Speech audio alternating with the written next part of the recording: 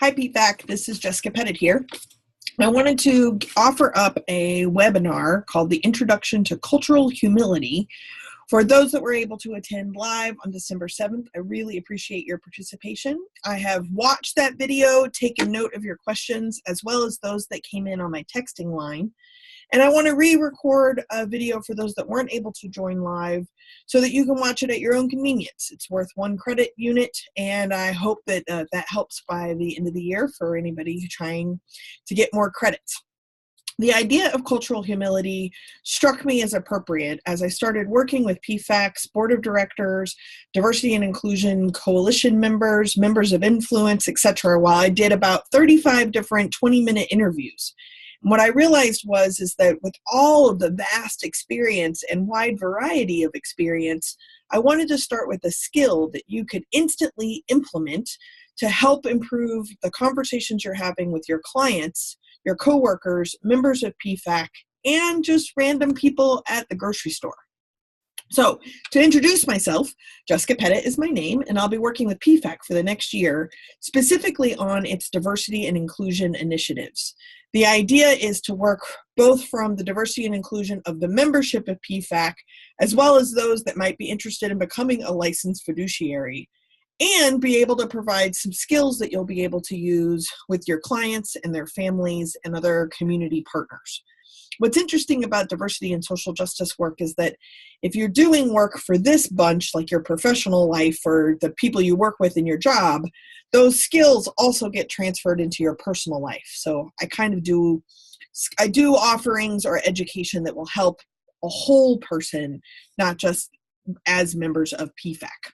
So when I talk specifically about these webinars or work that I'm doing with PFAC, I alluded to a texting number. So I want to make sure that if you're watching the recording, you have access to that.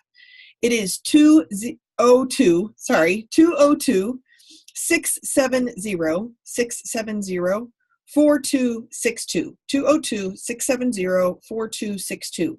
Feel free to text message me any questions, thoughts, or comments that you may have throughout this year, and I'm happy to work with you.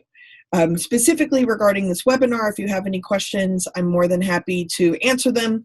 And if you want to make sure that you get credit for watching it, please make sure you text message me your complete name, and I'll make sure Camberly and Amy in the office have your name as someone who will go through the whole webinar. So with that stated, when we talk about cultural humility, I want to acknowledge that you may have heard of the term cultural competency. And what I think that does is basically alludes to that if you study enough, then you'll know everything. And when I talk about cultural humility, I don't want us to aim collectively to know everything, know every vocabulary word, know how to interact with every single person different than us, because I don't think that that actually exists. And the idea of cultural humility is to be able to know what you know what you don't know, and to really understand that the more you know, the more you know information that you don't know, there is a vast amount of information that you still do not even know you don't know. If we can bring a sense of humility to conversations across difference, then what we can do is we can bring our experiences into that conversation and then leave space to be able to really learn about the individuals that we're working with. We may think we know different information. We may think we know about this particular culture or this particular family or even this particular family member based on other conversations. We may have all the vocabulary or all the friends or feel super confident, never offend anybody ever. We moved to California, right? That makes it easy. We're perfect. It's not really the case. This idea of being competent is high pressure. It's about being perfect 100% of the time. I don't have any kind of sprinkles to magically offer you to make that true 100% of the time. So the other option is humility. So again, if we think about knowledge as a pie, there's a big piece of knowledge that we know. We know what we had for lunch today, assuming we even had lunch. We also know information that we don't know. If there's something that you have thought about and you do not know the answer, you're conscious that you do not know that answer. You might know how to go find the answer, but you don't necessarily have to have all of the information. You can have knowledge of something that you don't know. But then the third ever-growing category is the information that we have no concept of not knowing. We don't have the first premise to follow a second, so we don't even know what we don't know. That's particularly important because if we can be aware and grow comfortable with the fact that we don't know everything, and more importantly, we don't even know what we don't know, if we can get comfortable there, we can actually listen to people for their information without getting defensive or shutting down. It's a really important thing, I believe, in order for us to have more conversations that matter and to make better connections, not just with fellow PFAC members and our coworkers, but also with our clients and random strangers in the grocery store over a cantaloupe. I think it's quite important. So I like to use the example of what color socks am I wearing? You did not know because you weren't necessarily thinking about what color socks I'm wearing, if I'm even wearing socks. And then now that you know that I may or may not be wearing socks, now you are conscious that you know that you do not know what color socks I'm wearing because you weren't even thinking about it before. You didn't think about it. You didn't care. Now you might care because now you know you don't know. If we can engage in that kind of openness when we engage in these conversations, it'll be better.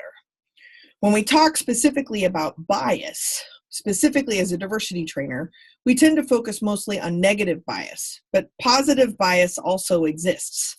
And positive bias can actually limit our ability to get accurate information from somebody else because we think we already know something positive or negative about a given situation. So when we're talking about cultural humility, it's really important to stay humble. It increases empathy and the ability to listen. But more importantly, it leads to better connections and more conversations that matter. Better connections and more conversations that matter lead to referrals, which is good for business, retention of the clients that we already have, also help us find mentors or serve as mentors for other folks, and contribute to the PFAC community while we also are able to withdraw from the community guidance, information, advice, potentially best practices.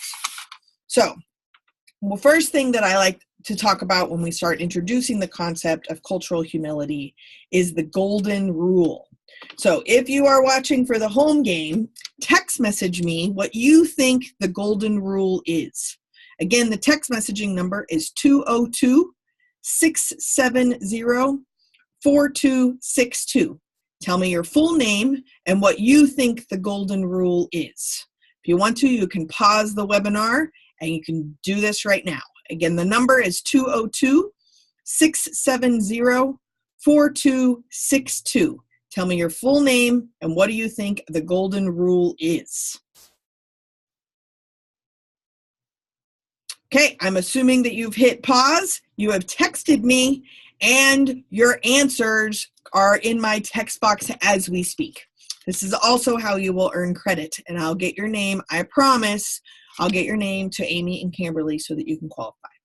So just in case you want to play along, golden rules usually when we start sounding like pirates. So it's like treat others unto as you wish to be treated or something like that. We treat people the way we want to be treated, which I think is super nice. It's initiated as a nice thing. One would think that that's nice, right? The problem is not everybody likes to be treated the way we like to be treated. So even though we're trying to be nice and we're treating other people the way we want to be treated, that might not fit their needs or their desires. So what we're going to have to do is employ the platinum rule. Platinum rule, trademarked by Tony Alessandra. Go ahead, send me a text message. What do you think the platinum rule would be? If we've gone over the golden rule, what would the platinum rule be? 202-670-4262. Go ahead, hit pause. All right, I'm assuming you hit pause and you guessed what the platinum rule is. What I think is really interesting about the platinum rule is it's so much better than the golden rule, and yet most of us don't really know what it is, or we're not 100% confident in what we think it is. The platinum rule is basically treat people the way they want to be treated, not treating people the way you want to be treated because it's about them.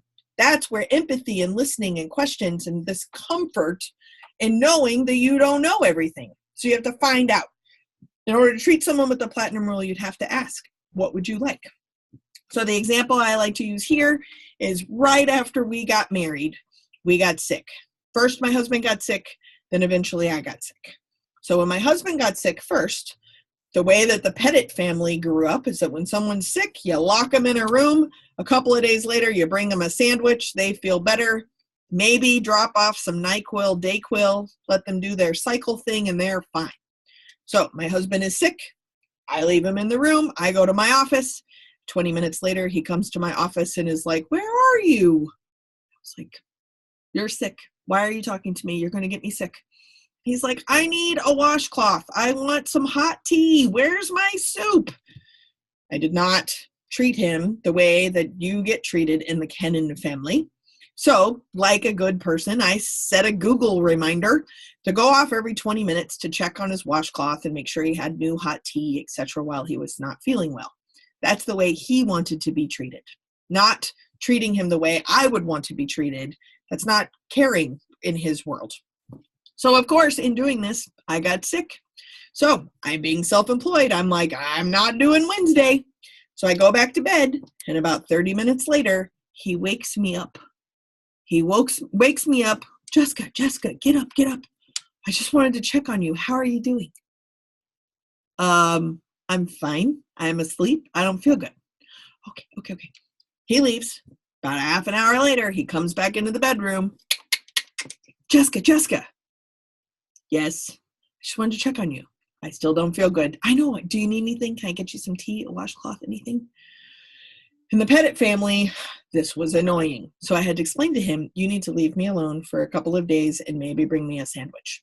He was treating me with the golden rule, not the platinum rule. As funny as this may sound to you, because you're not in my particular marriage, I challenge you to look at relationships that you have, especially if you have a relationship with someone else where you are the advisor or the mentor or have some kind of authority. So perhaps a younger member of PFAC or a newer member of PFAC, maybe a client or someone in your family. This even works with complete and total strangers at the grocery store. Do you treat them with the golden rule, or do you treat them with the platinum rule? If you treat people with the platinum rule, then the idea is you have to engage in a conversation and be open to learning. Now, a lot of really old diversity trainings would teach you some vast, broad stroke generalizations about different cultures or different races or different identities or different populations, that this is what these people are all like. And to be honest, it might be a little comforting to have some of that information.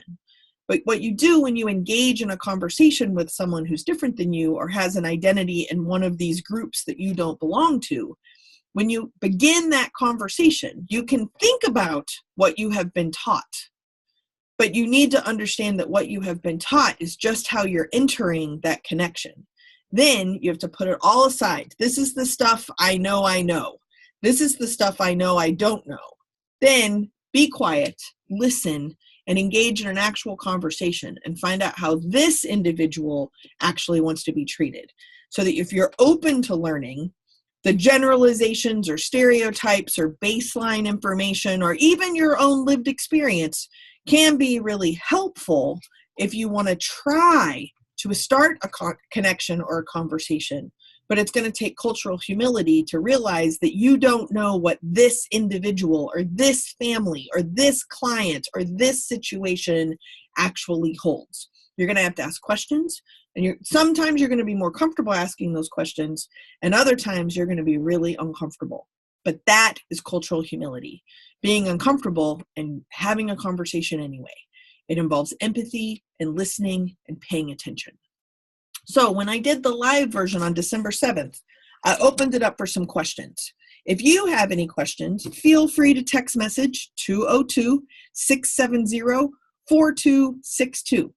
Your fellow members of PFAC, first question was, how do you actually start a dialogue like this? And I think it's particularly interesting that if you're not uncomfortable, you just start talking. But the more uncomfortable you realize you are, the more you're like, I don't know how to start this conversation. But it's actually the same skill set. The language I like to use is try to try. So when you begin a conversation with someone that you think you might not be able to connect with, you could be totally wrong. Depending on your own positive and negative biases, go ahead and try to have a conversation and see if the momentum builds. Ask open-ended questions and kind of see what they have to say. What they have to say, does it align with any of your own experiences? If so, go ahead and ask an educated follow-up question. If it doesn't, ask another question and see what they say. Especially if they need your services, they're also trying to have a conversation with you too. So that's how you start. Another member asked, what do you do when the reply is, I don't know? So if you ask a question and the person that you're working with says, I don't know. Well, number one, trust your experience and your intuition. You may know the answer that they don't know. Specifically dealing with really difficult situations with families and difficult families, some of your experiences and your gut instinct is actually going to be some of your best resources for information. So don't rule that out. And when you start to use that, recognize you're leaning into what you know, and leave space just in case this might be different. There might be some different avenues or answers or responses or methodologies, or one thing leading to another may actually be different in this particular scenario, but you can trust your experience and intuition to maybe get started. Also, they might be right. They might not know. They might not be difficult. They just might not know the answer. I remember my parents died when I was really young. And I remember the first time that people started asking me, like, Jessica, how can I help you? What can we do? What can we do? I was 19 years old and my parents had just passed away. I had no idea what needed to be done, let alone how they could help me. The next time that I was dealing with a significant death issue in my family, when people said, what could I do? I immediately knew an answer because I had experience. But prior to that, I really didn't know. It's the first time I was ever doing it. So in this case, I grew up in Texas. So when people the second time around said, what can I do to help? I said, bring bread. The reason why is in Texas, it seems like everybody was bringing those really big meat trays over to the house, which was wonderful because I certainly didn't have time to go grocery store, but I didn't have any bread, so I couldn't make any sandwiches. So sometimes my lived experience can help me answer your questions, and sometimes your lived experience can help me answer your questions. So just trust the conversation. Don't expect for it to be perfect. Don't expect you to know all the answers. Don't expect me to know all the answers. That is cultural humility. Then someone asked, how do you deal with someone that's prejudiced? Well, first off, everyone is prejudiced. I have never met anybody in my entire life who is not prejudiced, doesn't make assumptions, doesn't make judgments. We all do. It's so that we can feel safe and prepared. The important piece of kind of understanding this tension is that we've been trained that we're supposed to avoid this attention and know everything. But then we can't be perfect, and nor can we possibly know everything. So we end up just avoiding these conversations. So if everyone actually is prejudiced, everyone is leaning into their own lived experience, whether accurate or not, then we know that the information that we're working with might be biased. So we might need to ask a couple more questions or be self-reflective and pay attention to our own patterns of behavior. Even on the listserv, when PFAC members ask each other questions, they might be looking for a best practice or what would you do in this scenario? But you don't know that the person you're getting advice from is actually giving you sound advice. So you have to ask from multiple people, and then eventually you make your own decision. It's hard to know what is a best practice versus what is something somebody would do. Does this best practice that really is a best practice, does it also lead to some kind of liability or something that they or you might not even be thinking about? Generally speaking, when we're dealing with the tension or other people's biases, positive or negative, or our own biases, positive or negative, the key thing is to de-escalate the conversation. You can do this by being self-aware and taking responsibility for what's happening in the conversation. So whether anger gets flared or a positive or negative bias shows up, or prejudice or discriminatory behaviors show up, you are responsible for who and how you are. When you're working with other people, you can't make other people do anything, but you can be responsible for who and how you are. You can take a step back, de-escalate the situation, listen, pay attention, and show up again with that sense of cultural humility. So again, if you have any questions, feel free to text message 202-670-4262. I'm happy to answer your questions as well as you're listening to the recording. Now, again, when we start talking about cultural humility, remember the work that you are doing, specifically these conversations and these challenging conversations or conversations across difference. This is really important and hard work. Trying to figure out what someone needs versus what someone wants. Y'all, as fiduciaries, not just have to deal with humility, but you also have to show up with some kind of superhero skills. You have to lean on your past experience and each other in this community to be able to figure some things out. You also need to be able to listen to your clients and your fellow members when they're challenging you around your own knowledge or lack thereof. It's really important to understand that the work you do is complicated, and getting even better at your work is also complicated. A client may actually be correct. Maybe a report is an error, or maybe they actually have an opinion that they think actually will work, and maybe it does. You might not even be right, even if you have a lot of experience. Are you prepared to be wrong? Are you prepared to have conversations with your clients and your fellow members where you're going to show up not knowing that you don't know something? That's where learning actually occurs. It should come from a place of like hunger and excitement that you get to learn something. But typically we get defensive because we think we're perfect and we think our experience is applicable to multiple areas. But there's lots of areas we might be competent in there are other areas that we're absolutely not competent in. And through cultural humility and being responsible for who and how you are, then and only then can you know what you know what you don't know, and be prepared for the ever-growing amount of information that you didn't even know you didn't know. Again, in the live version that was December 7th, one of the members typed in that Bob Berg's book, Adversaries into Allies, Master the Art of Ultimate Influence, was really helpful. So I wanted to make sure that as the recording that you had that as a resource too. Again, it's Bob Berg, B-U-R-G, Adversaries into Allies, Master the Art of Ultimate Influence. Members seem to find that book helpful in these kind of conversations. So if you review the knowledge that you do have, what's really important to understand is that sometimes you know stuff, you got it. Other times you can kind of tolerate, or you might even be tolerable in a particular area. Some people might be easier to work with. Those are easy to have conversations that matter and make important connections. And others are going to be more difficult to work with. Some of you are more comfortable with the difficult people. Some of you avoid them like the plague. Some of them you think are going to be really difficult, and you're actually missing out on really easy business. But again, your bias is showing up. So make sure you're responsible for who and how you are.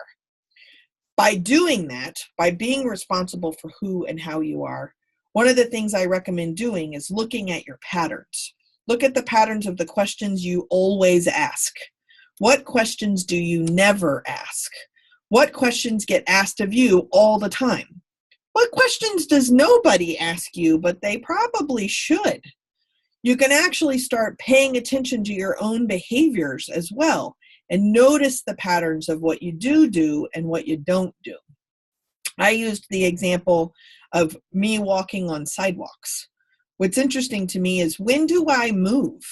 If someone's walking towards me, when do I shift to the side of the sidewalk, or walk up on the grass, or get out into the street, or change sides of the streets? Are there sidewalks I wouldn't even walk on by myself? Those are really interesting behaviors when you're doing self-awareness work, trying to figure out how to be responsible for who and how you are. A member typed in after that and said, behavior never lies. It's really true. The platinum rule and cultural humility are the best tools you have when trying to be responsible for who and how you are and best serve either fellow members at PFAC, your coworkers, families, strangers in reality, and or your clients. It's the platinum rule, cultural humility, and listen. It's really, really important. If everything is named, then what's important to understand is that everything is also nuanced. So even though you think you know everything about a particular thing, there's always nuances and exceptions and a little bit of changes. And the more exposure to difference you are, you might actually think you gather more information, but the more exposure to difference, you actually begin to know that there's so much more you don't even know. I like to think that even though I identify as a super progressive liberal, it's my relationships with my conservative friends or my libertarian friends that really help me understand my own political beliefs. It's not just hanging out with people in an echo chamber that's specifically like me. It's having these conversations across difference so that I can question, what do I believe in? What do I know? How do I think? What do I feel? When I can question those things and answer them myself and be open to newer information or new answers, then and only then can I begin to actually engage in a real connection across that cultural humility. So another example of something that you didn't even know you didn't know is, what is my brother's middle name? Now, the reason why that's super important is that you didn't even know I had a brother. Now you know I have a brother, but now you know that you don't know my brother's middle name. 30 seconds ago, you did not even know you didn't know either of those fun factoids. Does it bubble up? Like, is it giving you heartburn? Or can you just be okay with the fact that you don't know that stuff? Sometimes you're fine. Other times it's annoying. What are those patterns? You're responsible for those. Another person had put something in the chat room on the live webinar about wanting to leave their own thoughts and beliefs 100% out of a conversation and just show up like a completely open blank slate. And personally, I don't think that's possible. And in honesty, I don't think it's even a good idea. That might be surprising, but I think it's really important to know who you are because you're the best tool you've got. You can show up with all your positive and negative bias and your lived experience, and it'll help you feel safe or prepared in that given moment as you begin a new connection. Then the idea is to be responsible enough for what you are so that when you make the judgments and assumptions and you feel safe and prepared, then and only then can you write a story about the person you're about to connect with, but print that story out as a draft. Leave room for edits, extra wide margins, and then genuinely, curiously engage with that person and authentically and vulnerably listen for their information so that you can edit your story. If you're genuinely seeking edits and you're actually actively making edits to the story you wrote in the first place, you're not a blank slate, you're starting with a draft. That's really key. You can start with the information you know. You just need to leave room for edits for their information. That is cultural humility. Not humidity, cultural humility. Key word. Anyway, know what you don't know you don't know. When you start with that, then and only then can you implement a conversation based in cultural humility. This is both a tiny and a huge thing. That's really all I have for you right now. And the reason why I wanted to start with cultural humility is that it's through cultural humility that I even get to find out what it is you know, what it is you know you don't know. And I get to try to assess what it is you don't even know you don't know. So again, if you have any ideas or questions I can help you, please feel free to text message 202-670-4262. If you have any ideas for future webinars, I would love those as well. I really, really appreciate it. In the year that I'm going to be working with you, I want this to be a year for you, not just what I think you need to know. I'm approaching this contract with my own sense of cultural humility. I had to Google what the word fiduciary even meant. That doesn't mean that I can't learn from you or that you can't learn from me. I know what I do know. I'm pretty okay with some information I know that I don't know. And I'm getting more and more comfortable every day with the information that I didn't even know I didn't know. Together, we'll work on cultural humility and increasing diversity and inclusion efforts within PFAC over the year. Again, my name is Jessica Pettit. The texting number is 202-670-4262. If I can help in any way, feel free. Don't forget to text me your full name so you can get credit for this webinar. And just because I'm nice, I'm not even wearing socks. My brother's middle name is Edwin. Thank you very much for watching, and I'll catch you on the next webinar.